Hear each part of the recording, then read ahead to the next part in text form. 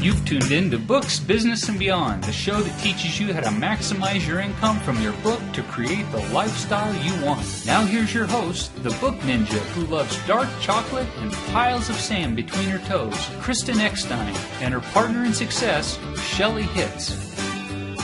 Hey everyone, and welcome to the next episode of the Books, Business, and Beyond podcast. This is your host, Kristen, and I'm here with my co-host, Shelley, and this is episode 8, where we have a guest expert today, Tony Laidig, and he's going to talk to us today about diversifying your book with specific ways that you can make money from your chapters in your book and create products and video and audio. We're going to get into some specifics on that.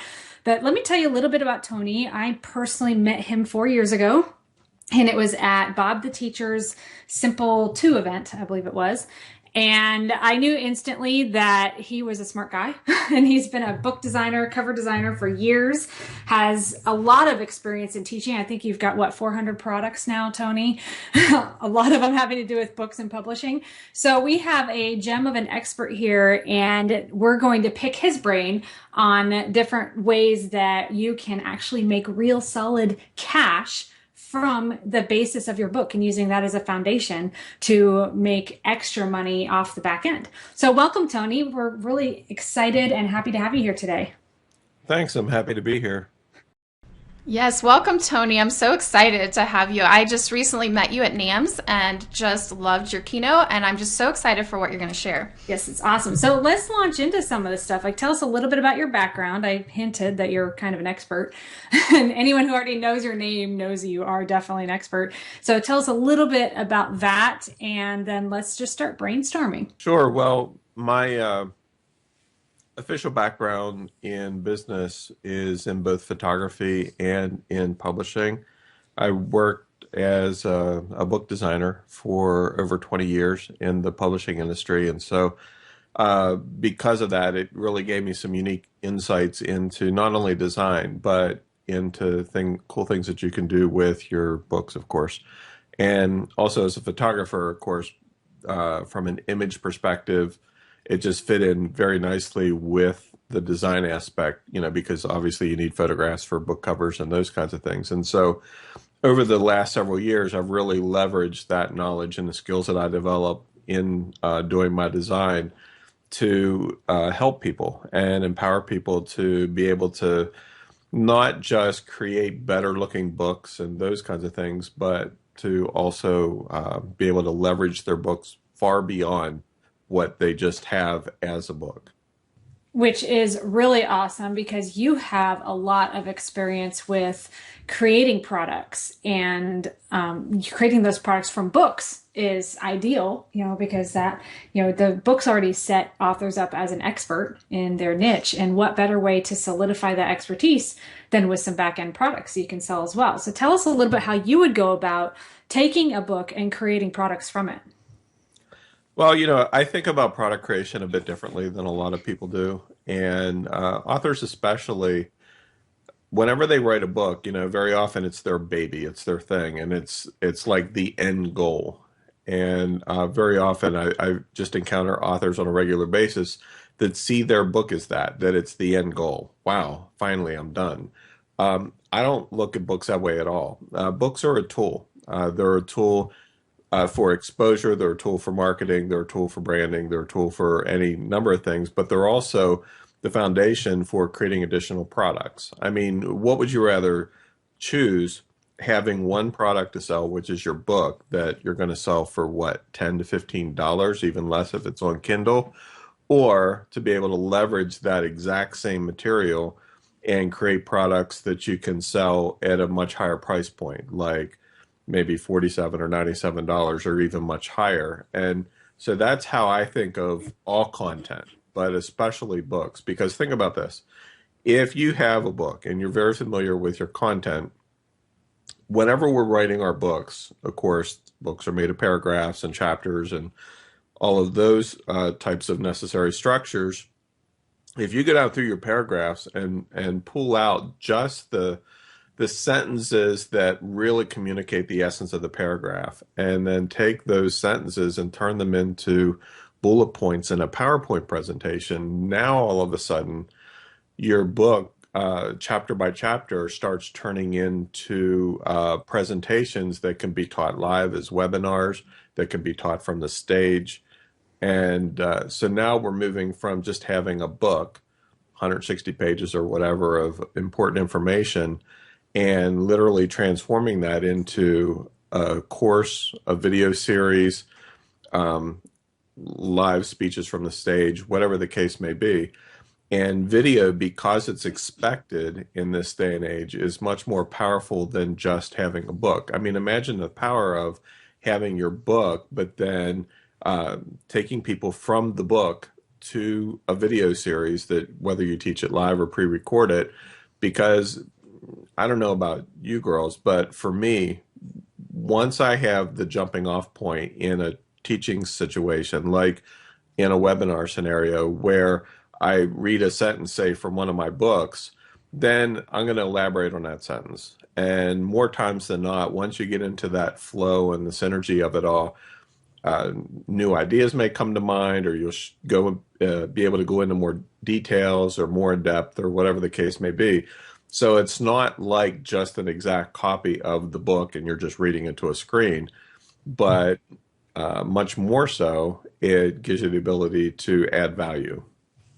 And of course, that's worth money. And so because of the perceived value, you may be able to take, say, a 10-chapter book and have a video on each of those 10 chapters. Well, perceived value on 10 videos versus one book is radically different. And so it gives you a great leverage point. And then beyond the videos even, the exact same content can be broken down and used in membership sites for, regular weekly or monthly delivery methods. You can turn the exact same information into mastermind groups or coaching scenarios. I mean, it just goes on, all from just one book.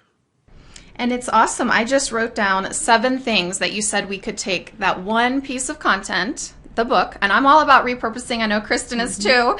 Webinars, live stage presentation, courses, video series, membership sites, mastermind, and coaching. I mean, and you can build a funnel. So you can start, with a smaller product, and then the coaching can be the high end. But it's awesome what you can do with one piece of content. Well, and not only that, I mean, yeah, we mentioned all of those things, but if you even think about the webinars, just using that as an example, of course, they're video based and people are being able to see the words on the screen, whatever you put on the bullet points. But as you're teaching those, whether you do it live or pre-recorded, you are also speaking. And so now you have an audio version as well. It's not an exact audio version of your book. It's kind of like an enhanced version of your book because you're kind of teaching it on the fly based upon the concept of your book. So now you have an audio version that's like an enhanced audio version of your book that you can sell as well, like through ACX, which is Amazon's audio branch that allows you to sell audiobooks. So you have that outlet. You have the video outlet. Of course, you could have that transcription done of those webinars and then turn that into a workbook that accompanies the video series. And it's crazy. I mean, you could take excerpts out of the audio and use them as podcasts to put up on iTunes. It just kind of goes on, which is one of the reasons why I love starting off with a book, but then taking it to video as quickly as possible, because once it's in video form, you can really go in a lot of different directions with it.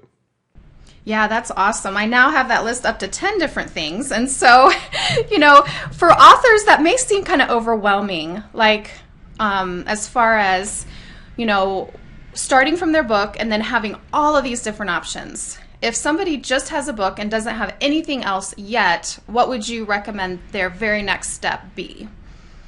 What I would recommend is that if they have just the book, and that's all that there is, the first thing I would recommend doing is going through their book and picking out just a couple bullet points, like out of each paragraph or subparagraph, kind of break it down that way. And in all actuality, depending on how they wrote that book, they may already have that. Essentially what you're doing is you're creating an outline from your book, okay? So if you write from an outline, a lot of that work is already done. And so that gives you the place to build from. Now, how I do it is pretty much that way. I don't necessarily write from an outline. I prefer, with a lot of the books that I've done, I've actually taught them live and then had them transcribed and edited, and that works fine, for me. But if you, like I was mentioning earlier, if you go through your paragraphs, most paragraphs can be summed up with one or two sentences, and usually just one. What's the essence of that paragraph? And so I'll take that sentence out, put it on a bullet point, go to the next paragraph, and so on and so forth, as long as it makes sense to include that. And so, in essence, you're building an outline. And I would recommend, your subheads, if you have those in your book, could be title headers on your PowerPoint. And then, of course, each chapter could be its own topic. So really, it's just a matter of breaking down the text of your book into thoughts. Now, if you have support images that could make sense, you could introduce those. I don't use a lot of images in my presentations, but you certainly can. And then, it just goes from there. And one other thing that I'll share, for those of you who are authors of fiction, you might think, oh, well, this doesn't apply to me at all. But I would venture to challenge you that, yes, you could actually do the exact same thing with fiction also, especially if you're a children's book author, because all that a children's book is illustrations in your story, right? And because they're illustrations and a story, each of those illustrations could be put on a PowerPoint slide together with the text from your story, and then just read through your story while you're showing the illustrations from your book. You are now creating a video version of your book that is different from a print version that you would normally see. And you could choose to sell that or not. It could be a great bonus to offer people to sign up to your newsletter, right? So there's just a lot of different ways that you can spin your books in some pretty clever ways, just using simple PowerPoint presentations. And Tony, I have a question for you, because I've gotten this from my clients when I've talked to them about repurposing in this manner is, well, won't people get sick and tired of seeing the same thing over and over and over again from me? Like, how would you explain to them that that's not necessarily the case? Well, I mean, it's just a matter of practicality. I mean, think about it. If you have, say, a series of bullet points, and based on those bullet points today, you write your book, okay? 6 months from now, you take those same bullet points and you have a conversation with somebody about the same topic. Is it going to be the same? It's impossible. Unless you're literally reading out of your book verbatim, it's impossible to be the same. As a matter of fact, most people, hopefully, are in some form of personal growth. And that means we're not the same people that we were a week from now as we are right now. And so we may gain further insights. We may have a different perspective on something, or something may just bubble up out of our subconscious that didn't when we were writing our book. So the overall basic content may be the same, like the theme or whatever, but just because we're talking about it again gives us an opportunity to expand upon certain topics, to take them in a new direction and perhaps we never considered before, or something similar to that. So it really, the overall topic is the same, but especially using the webinar method or the video method that I'm talking about, it's kind of like your book expanded edition, or like what they often do in movies. I just saw one of the Hobbit movies came out with an extended edition, an extra 25 minutes not seen in theaters. It's kind of that same concept, really, if you think about it. So. Yeah, and I want to just throw in there, I had a customer recently to contact me about one of my products, and it's a really, really solid product, has a ton of information, but he didn't want to consume it because it wasn't in video. Like it was PDFs and things like that. And he prefers video. So some people will just prefer that format. They will consume it better. They'll learn it better. And, you can add action steps and worksheets and stuff like that. So, it just is providing another means to reach your target audience. And one of the reasons why I personally love doing a lot with webinars, whether it's breaking down a book or something else, is because with a book, you're basically engaging your audience in one level of interaction, and that's reading. With a webinar, you have the potential to engage your audience on 4 levels of interaction. You have the video, you have the audio, you have the text that they're reading on the screen, and then you, with a live audience, of course, which is what webinars are, they include a live audience. You can also have questions and answers, polls, feedback, stuff like that. And what I found is, like with the Q&A part, where you give people to ask questions, the opportunity to ask questions based on what you're sharing, which would be out of your book. In every single case, without fail, those viewers are adding value to what I'm teaching, because maybe they ask a question about something that I thought was obvious, they didn't. And so my response to them actually expounds upon a topic that I thought I covered well. And so just that act alone adds even more value, to it. And by the way, this thought just came to me. Another thing that I do with pretty much everything that I'm engaged with product-wise is I have a dedicated Facebook group. And one of the reasons why I absolutely love dedicated Facebook groups, like you could have one for your book or every book that you write, because think about it. People are there to discuss the topic of your book or your webinar series or whatever. And maybe they're asking questions. Maybe they're offering their own insights or whatever the case may be. But you're talking now of taking your book beyond just the words that you wrote on a page to interactive, user-generated content. Okay, so you're literally taking your book and expanding it way beyond anything that you could have ever done, because you're getting feedback from your readers in written form right there in the Facebook group. And to me, that level of interaction is priceless.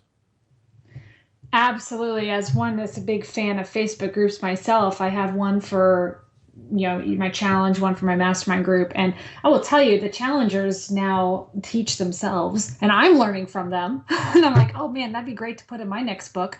So it's also a way for you to be able to see the gaps that you have in your book so you can write sequels. Because as I keep teaching people, especially with Kindle, the only way to really leverage book sales by themselves is by writing an entire series and having each book sell all the other books in the series. That's a great way to really dominate, Google and Amazon for your niche. So we're almost out of time, and I'd like to ask you to consider this scenario. I'm a brand new author. I just published my first print book. It's probably on Kindle too. What are the first 3 steps that I should take to do one of the strategies that you talked about today? Like, what is the key number 1 thing that I should do, and the 3 steps to do it? You mean beyond celebrating the fact that you just published? Which is yes. Awesome accomplishment. Beyond celebrating. Let's say the party's over and I'm realizing I really want to make more money off of this than $10 a book. Right. So to me, the first thing that's really important is to assess where your audience is. You want to understand, because if you're writing on a topic where video may not lend itself as well, of course, you don't want to just create something and then hope they'll come, because they won't necessarily. So it's always, to me, it's always important to be constantly nurturing that audience. But let's say that you've identified the fact that, yeah, this would really make sense for me to take this book and turn it into a webinar series or a video series. So the first thing you want to do is start off with a question. And the question is, where do I want people to end up as they go through this webinar series? And you want to have that in the back of your mind as you're going through and pulling out these little gold nuggets of yours that you have in your book. Because if it's kind of like anything, if you don't have an end goal in mind, how are you going to be sure of where you're going? And so just like in writing the book, what are you hoping to accomplish? What do you want your listener to come away with in seeing the video form of your book or this next video training or whatever?